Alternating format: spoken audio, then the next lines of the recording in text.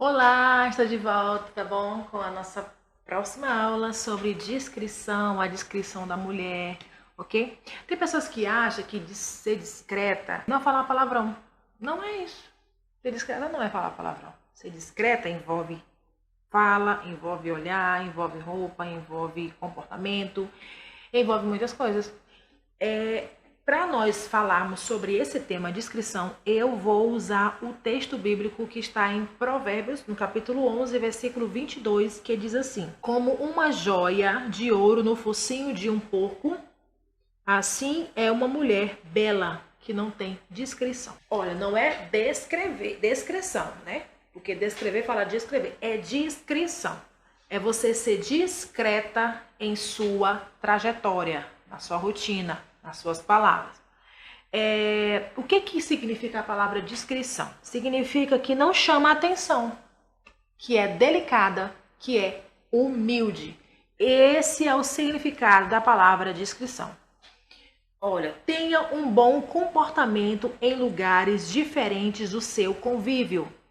Você vai para um lugar, gente, tem mulheres que vai para lugares que são convidadas a ministrar e elas comem feito, desculpa a expressão, feito um bicho. Comem demais. Isso não é descrição. Isso é falta de educação. Isso leva muitos nomes por aí que você queira pensar agora.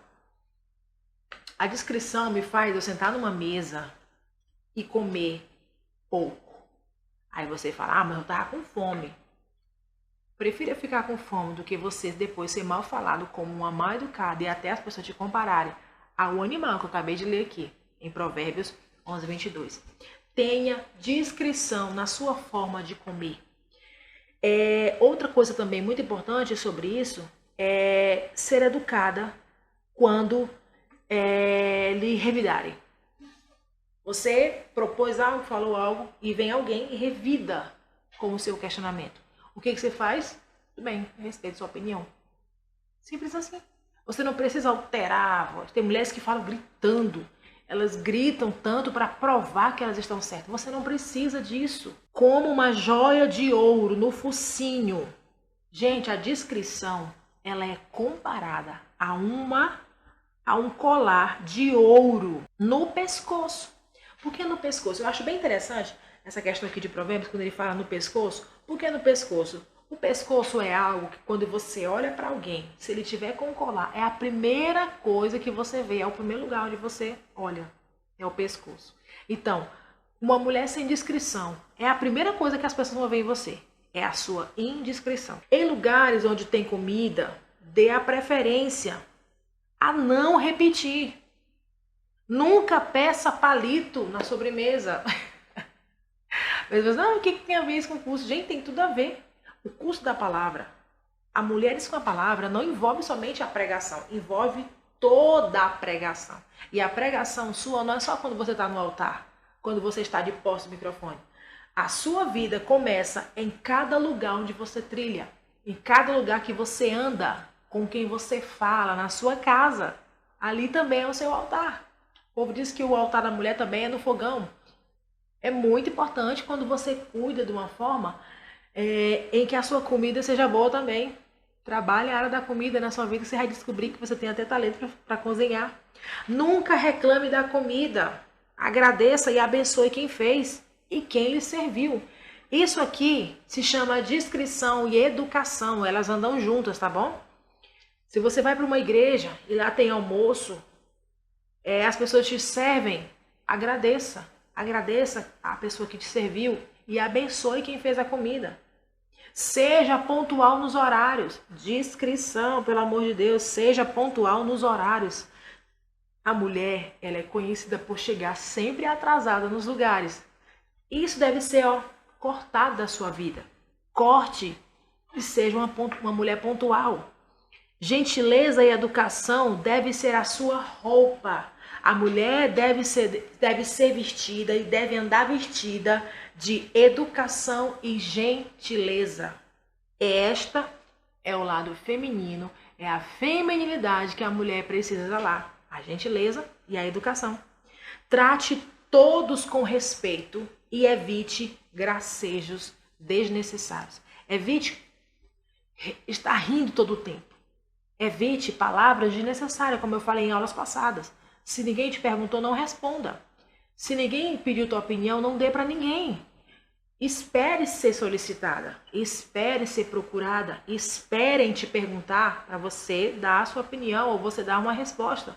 Mas nunca antecipe-se nas oportunidades. Espere a oportunidade chegar. Cuidado com quem você leva para ministrar com você, muito cuidado. Muito cuidado com quem você anda nas suas ministrações. Procure conhecer a vida de quem anda com você. Procure saber se a mulher ou o homem que você levar para ministrar com você é uma pessoa de oração. Porque ele precisa ou ela precisa andar intercedendo por você à medida que você prega. Então você precisa saber com quem você anda. Conheça a vida dos seus intercessores, os que lhe acompanham, principalmente nas ministrações. Se você quer ter sucesso na sua ministração, além do Espírito Santo, leve pessoas com você. Se você não quiser levar, amém. Mas se for levar, leve pessoas compromissadas com a palavra. E outra, pessoas que estejam junto, torcendo pelo seu ministério. Amém? Medo. Esse aqui é algo bem minucioso. Que talvez eu não vá com muita clareza, mas eu acredito que o Espírito Santo aqui vai fazer essa obra em você. No livro de segunda carta de Paulo a Timóteo, nós temos algo para aprender sobre isso, sobre a questão do medo. Muitas pessoas falam sobre o medo. Eu preciso perder o medo, eu preciso tirar o medo, eu não sei como é que eu faço. Eu até preparo toda a mensagem, mas na hora foge tudo. Em 2 Timóteo, no capítulo 1, no versículo 7, diz assim: por este motivo, te lembro que despertes o dom de Deus que está em ti, pela imposição das minhas mãos. Deus não nos deu, versículo 7, Deus não nos deu espírito de medo, mas de poder e de amor e de uma mente sã. Eu falei para vocês que, na aula passada, na verdade, você precisa ter consciência de que foi Deus que te chamou. Porque quando eu tenho consciência de que foi Deus que me chamou, e Ele me capacita para isso, Ele que vai dar todas as engrenagens, né, ali, as artimanhas que eu preciso, quando eu tenho noção disso, praticamente 60% ou 80% do medo que eu tenho vai embora. Vai embora, não fica nem um resquinho de medo. O medo que pode permanecer é o medo um pouquinho de multidão, da multidão em si, ou o medo de que você não vai falar uma palavra que é o Espírito te direcionando. Mas aí já é outra coisa. Aí fala mais da sua comunhão com Deus. E a questão da multidão fala mais da sua prática com a plateia. Se você tem muitas oportunidades de pregar. Aí já é outra coisa, tá bom? Mas o medo é esse. É eu ter consciência, eu ter noção de que foi Deus que me chamou. E eu amar isso. Eu amar esse dom que Deus me deu. Agora, o que eu quero falar aqui é do versículo 6. Por esse motivo te lembro que desperte o dom de Deus que está em ti pela imposição de mãos. Como perder o medo? O medo que me atrapalha. Rompendo com ousadia. Como é que eu vou romper com ousadia? Primeiro, eu preciso ser liberada para ministrar.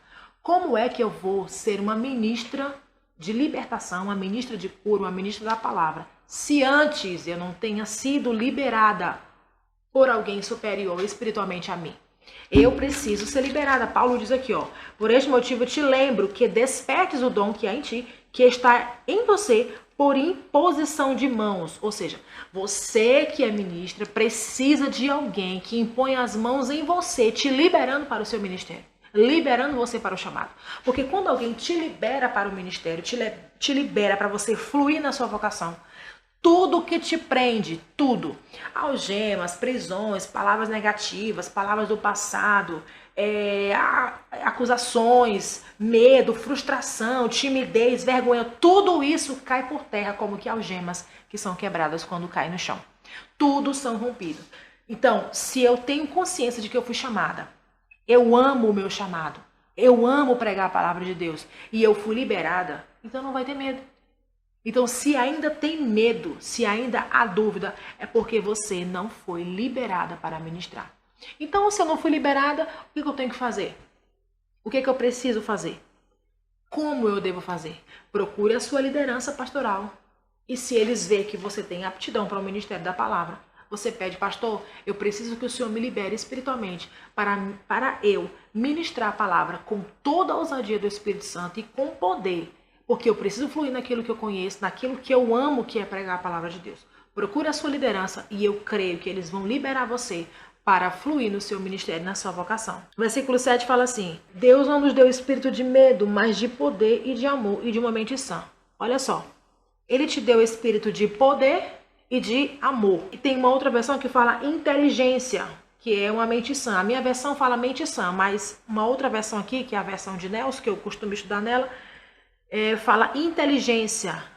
O que é a inteligência? É a capacidade de conhecer e aprender. Olha só, nós falamos em aulas passadas que a ministra, quem vai pregar a palavra, precisa conhecer para aprender.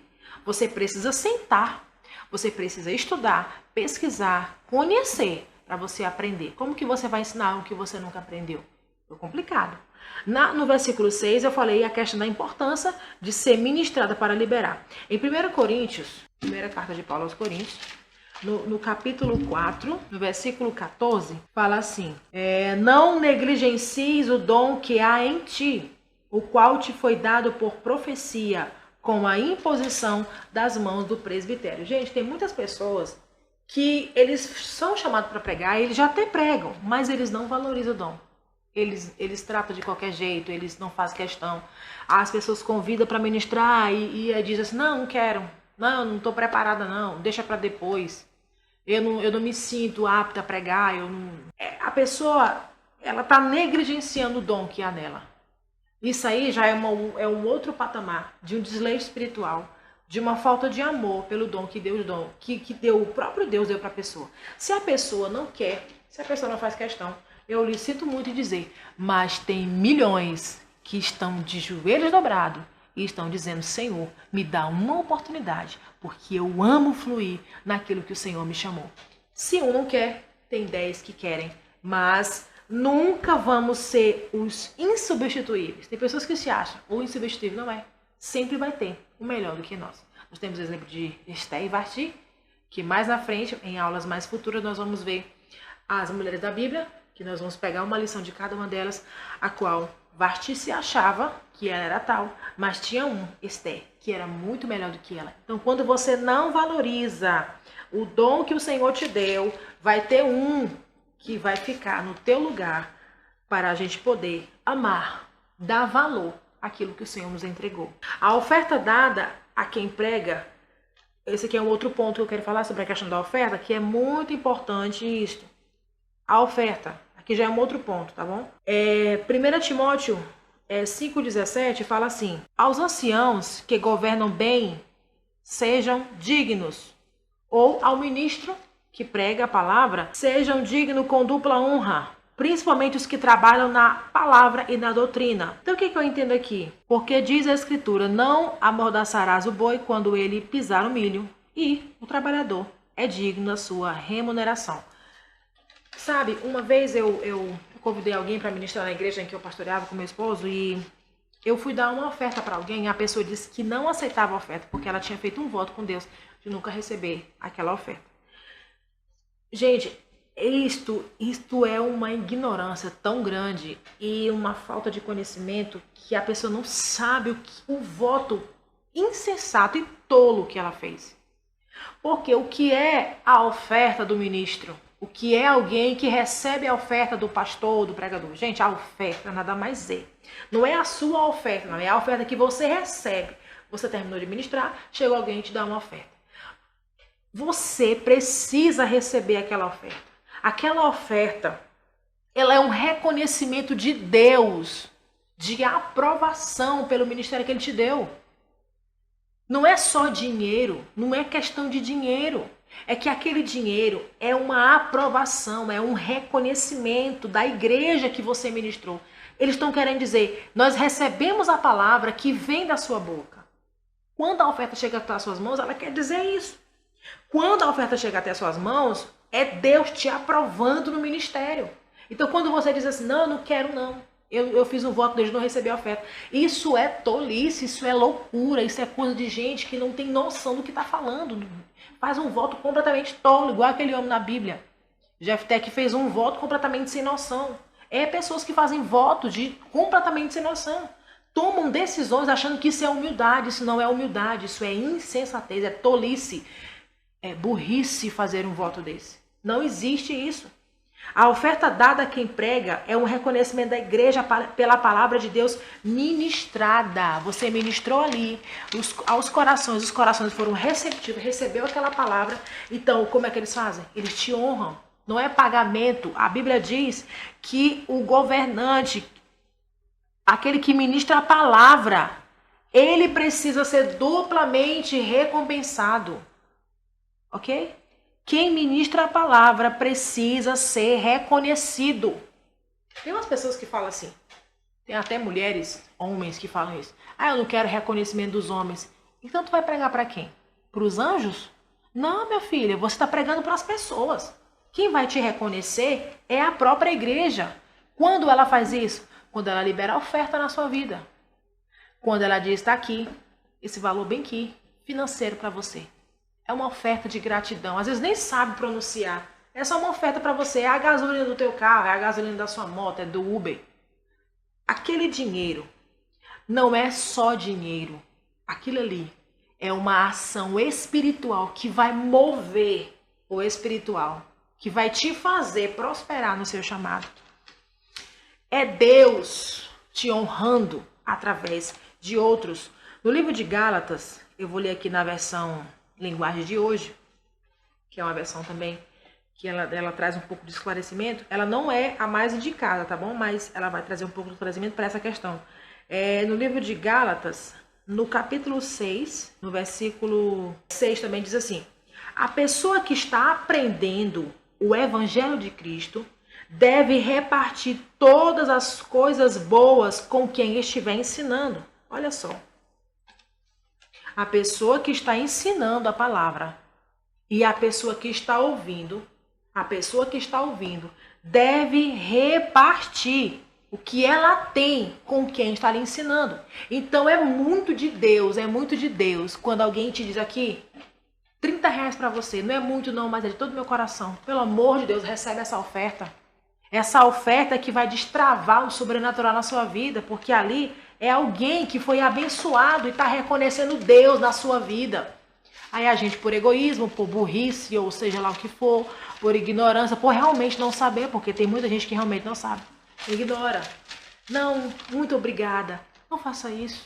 Não faça isso. Você está se desfazendo da honra que Deus está te dando. Amém? Seja grato pelas mínimas coisas que você acha que não é.